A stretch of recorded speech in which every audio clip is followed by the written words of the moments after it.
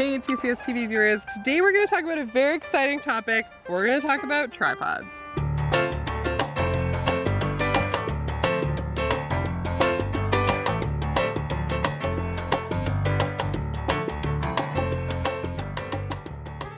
Today, Dave and I are going to walk you through 5 things that we look for in tripods when we're helping people decide which ones are going to be best for them. First thing we want to talk about when it comes to choosing a tripod is how much weight you need to carry and have the tripod support.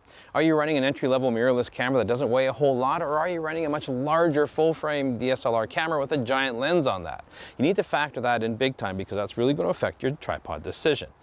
Today, Ev and I have chosen 2 tripods that are very good general purpose tripods for so many different applications. This is the Manfrotto 190X Pro 3 with the X Pro ball head. We also have the higher price point Gitzo Traveler tripod with its quick release head.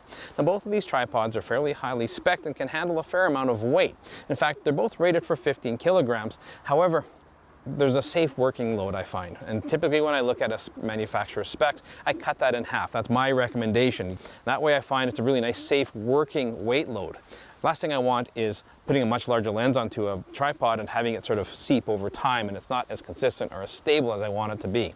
So my recommendation when you're looking at a tripod and a tripod head, it's the head itself is the weakest part of the whole process here. Tripod legs can usually handle significantly more weight, but the head that you choose needs to be able to support at least twice what your working weight load is going to be. The second thing that Dave and I like to look at when it comes to helping people decide which tripod is right for them is the ease of use and how you're able to set up your tripod while you're in the field. Now something you're adjusting all the time is the length of your leg. So your tripod has a more traditional lever lock to it. Now I don't like those as much as the grip lock I get on this Gitzo here for a couple different reasons. One, I personally find these levers kind of get hooked on things. You know, whether it's a glove or a cable on a bag or something like that, where the grip locks are a little more streamlined. And I also like it that even with mittens on, before I even take my camera out when it's super cold, I can grab all 3 leg sections, open them all up with one grip. So we've been discussing this rather heatedly back and forth on which is the better system. So we came up with a test, see how fast I could set up either tripod and which was the clear-cut winner. Yeah, so we wanted to eliminate any possible reasons why this wouldn't be a fair test. So we had Dave do both of them, you know, same skill level, same person, and he was able to deploy both of them very quickly, very skillfully, but we did want to time it. So I used my stopwatch on my phone and I was able to time that. It took Dave a little bit longer to deploy the Gitzo tripod than the Manfrotto.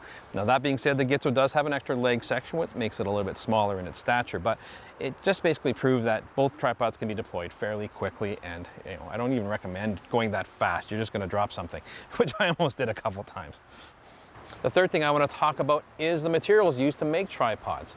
Now, when it comes to these 2 tripods, they use the 2 of the most commonly used items. In the Manfrotto case, they use aluminum, and Gitzo uses the carbon fiber. Now, there's pros and cons to both of these, and a misconception is that the carbon fiber is lighter. And in some cases it is, but aluminum can be made very light as well. Aluminum tends to be a little more cost-effective material to work with. However, the reason I prefer carbon fiber, especially in our climate here, is that carbon fiber doesn't get hot or cold. It doesn't hold any kind of temperature. So if you're hand holding a aluminum tripod in the winter with bare hands, it's very, very cold on your hands. There's a reason on this Manfrotto aluminum tripod they have 2 rubber coatings on the top of these legs when you're handling them, because in the wintertime, bare skin on aluminum is not pleasant at all. Carbon fiber doesn't get hot or cold, so you can handle it at any temperature and it's not going to bother you. Now, number 4 is all about stability, and it's the whole reason we're buying a tripod. We're using longer exposures. We need to be able to not handhold our camera, so we gotta use a tripod for that. Now, depending on what your needs are, I do find that carbon fiber is a better material to work with. Aluminum tends to transmit the vibration through a tripod, where carbon fiber is much like wood, how it tends to absorb vibration. Now, sometimes there's vibrations that are so small you can't feel it with your hand, although they are gonna show up in your images. Because of its ability to absorb vibration and easier to hand hold in colder temperatures, for me carbon fiber is my choice, even though you have to pay a bit more for it. The 5th and final category is overall value. So I always encourage people to really look at their usage case. If I'm using a bigger, heavier tripod, that's great, but am I going to be carrying it any distance? You know, am I going to go backpacking with a much heavier tripod and enjoy the whole experience? How much am I going to be using the tripod, and how much space did I want it to take up? Yeah, and of course another thing that you can look at is sometimes the special features with each individual tripod that you select.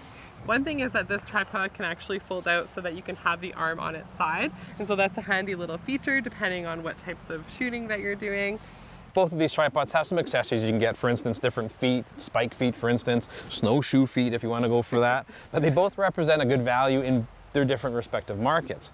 For me, the Manfrotto is an easy recommendation as a great general purpose tripod, but it's something I wouldn't want to carry with me on a long hike.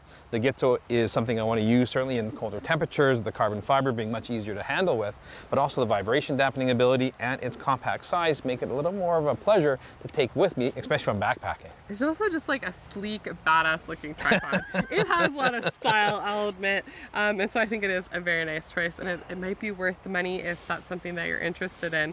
But of course, we want to make sure that this was something that gave you a little bit of value, hopefully point you in the right direction. If you've never bought a tripod before, these are some of the things that you should definitely look at. But of course, if you have any questions or you have any thoughts on these tripods specifically, we want to hear from you. Please make sure you comment below. And do you guys find that the Gitzo is worth it? Is their carbon fiber sexiness well worth the price? Make sure you follow us both on Instagram. And if you're new to our channel, please subscribe and hit the notification bell so we can catch you again very soon.